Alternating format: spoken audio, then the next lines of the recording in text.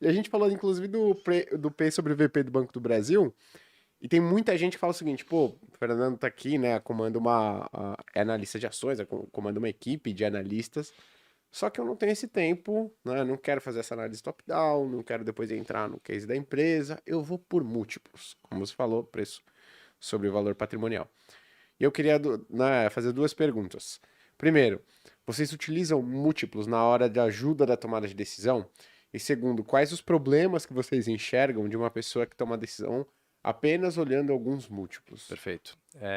Então, respondendo a primeira pergunta, sim, a gente usa os múltiplos, usa bastante até, mas no final de toda a análise, não é o Legal. começo, né? Uhum, Então, acho que o erro está em começar por aí, e você até pode começar por aí, mas aí você precisa investigar o porquê que aquele papel tá caro ou tá barato, né? uhum,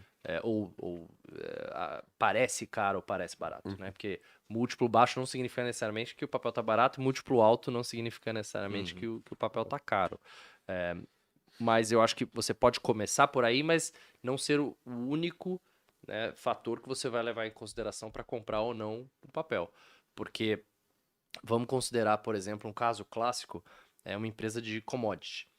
Quando o preço da commodity está muito alto, geralmente o múltiplo de preço sobre lucro é o ponto mais baixo de PL, P sobre VP daquele papel. Por quê?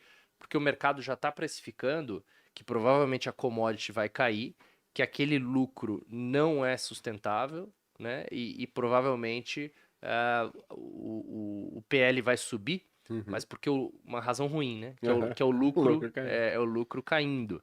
Então, esse é um exemplo. Um outro exemplo é de uma empresa que está sem crescimento, que não tem perspectiva de crescimento, né? Ou que não gera retorno, que destrói, né? Destrói valor. O que é destruir valor? É a empresa que gera um retorno abaixo do seu custo de capital, né? Então, Uhum, quanto mais ela cresce, mais valor ela destrói. Tem várias na bolsa, principalmente agora com esses juros elevados. É uma análise importante de fazer. Mas aí o que o mercado faz? O mercado precifica um múltiplo bastante baixo. Aí uhum, você olha e fala, pô, esse papel desse setor tá tradando a X e a competidora líder tá tradando a 2x. Pô, não faz sentido nenhum. Vou comprar o papel mais barato, né? Porque é bem melhor.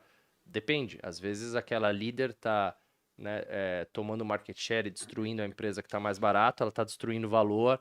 Às uhum, vezes é uma empresa muito alavancada.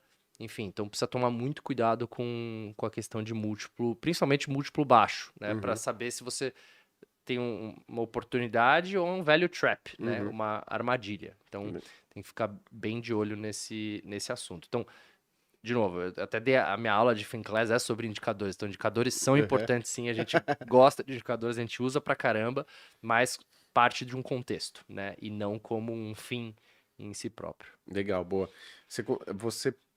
Porque o pessoal tá perguntando aqui, né, se teriam três indicadores principais, assim, ou indispensáveis que vocês olham. Lógico, vai ter para um ou outro setor que É isso isso. aqui não funciona, mas tem três indicadores que, assim, na média, vocês sempre utilizam, eles são, assim, preponderantes, digamos assim, na análise de indicadores? Acho que tem, né? Acho que você utilizaria um indicador de preço, né, para saber preço ou preço sobre lucro ou valor da empresa sobre o lucro operacional, né, o EBITDA, ou o P sobre VP, sobre o valor patrimonial. Então acho que olhar o indicador de preço, né, acho que esse é um importante.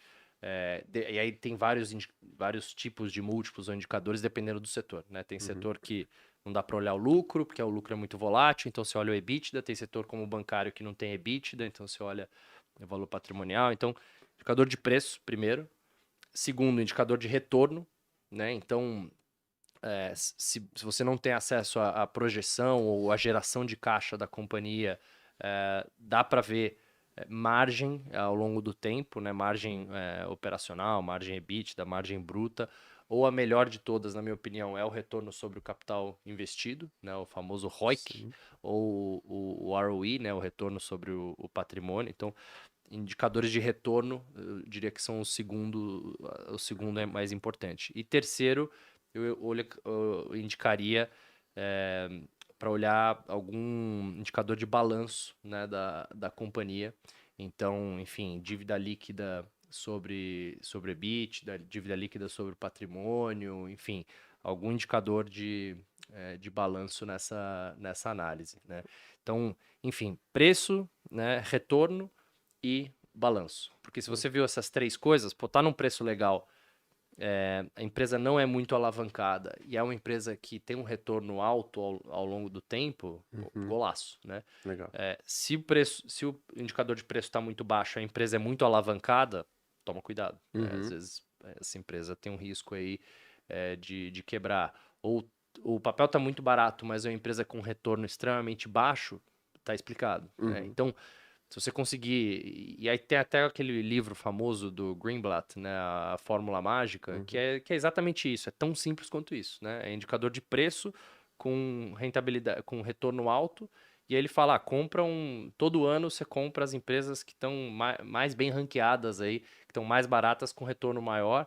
E aí todo ano você vai trocando, enfim. O problema é que nos últimos anos não deu muito certo a Fórmula Mágica, mas Tirando isso. tirando isso, ó, ele mostra no livro que no longo prazo para ele ali, né, funcionou, mas É,